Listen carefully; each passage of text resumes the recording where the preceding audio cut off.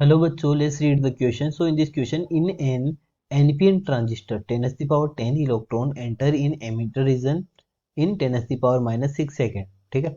If 2% electrons are lost in base region, then the collector current and the current amplification factor beta. ठीक है, respectively यार. तो मेरे को बताना है कि जो करंट एम्पलीफिकेशन फैक्टर है और जो कलेक्टर करंट है उनकी वैल्यूज क्या होगी. तो सबसे पहले बात करते हैं इसके की कॉन्सेप्ट की. ठीक है, तो यहाँ पर हमारे को बोला गया कि एनपीएन ट्रांजिस्टर है. ठीक है, और ट्रांजिस्टर क्या होता है? एक सेमीकंडक्टर. ठीक है, semiconductor electronic devices and circuits.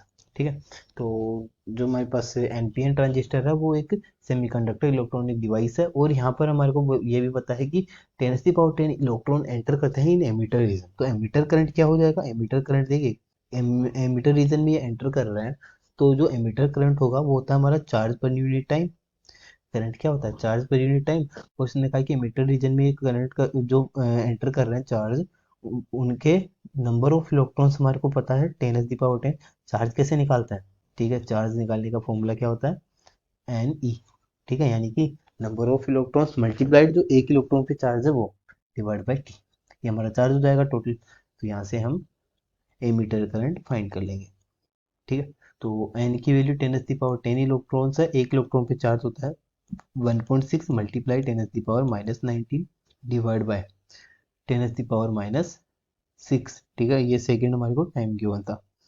तो यहाँ से एमीटर करंट की वैल्यू हमारे को मिल जाएगी 1.6 मल्टीप्लाई 10 to the power -3, यानी कि emitter current is equal to 1.6 milli ampere. ठीक है, ये हमारे को एमीटर करंट की वैल्यू मिली है. ठीक है, तो सबसे पहले हम यहाँ पे निकालते हैं. ये हमारा निकल गया base current, sorry emitter current. हमारे को फाइंड करना है कलेक्टर करंट. तो इसके लिए हमारे को बोला गया कि 2% electrons are lost in base region. ठीक है, यानी कि जो 2% है वो बेस रीजन में लॉस्ट हो रहा है, यानी कि वहाँ पे जा रहे हैं. तो कलेक्टर करंट में कितने जाएंगे? अगर हम आईसी निकालना चाहे, ठीक है, तो कितने इलेक्ट्रॉन्स होंगे? यानी कि अगर हम इसका निकाल लें यहाँ से, 98% बचे वो कलेक्टर करंट में जा रहे हैं. ठीक है, तो 98% ऑफ आई ई. ठीक है, तो यहाँ से आई सी इज इक्वल टू हो जाएगा हमारा 0.98 मल्टीप्लाइड आई ई. ठीक है, तो यहाँ से हमारे को कलेक्टर करंट कितना मिल जाएगा? 0.98 multiplied 1.6. So I C is equal to 1.57 milli ampere. तो इसका देखिए फर्स्ट पार्ट हमारा सोल्व हो गया. ठीक है, यानी कि 1.57 हमारे पास क्या आ गया? इसका मिली एम्पियर हमारे पास कलेक्टर करंट आ गया. ठीक है, अब हमारे को फाइंड करना है करंट एम्पलीफिकेशन फैक्टर. ठीक है, तो करंट एम्पलीफिकेशन फैक्टर का फॉर्मूला क्या होता है? Beta is equal to, current amplification factor beta is equal to होता है I C divide by I P. ठीक है, current collector current to the base current. अब यहाँ पर कलेक्टर करंट क्या है, बेस करंट क्या है?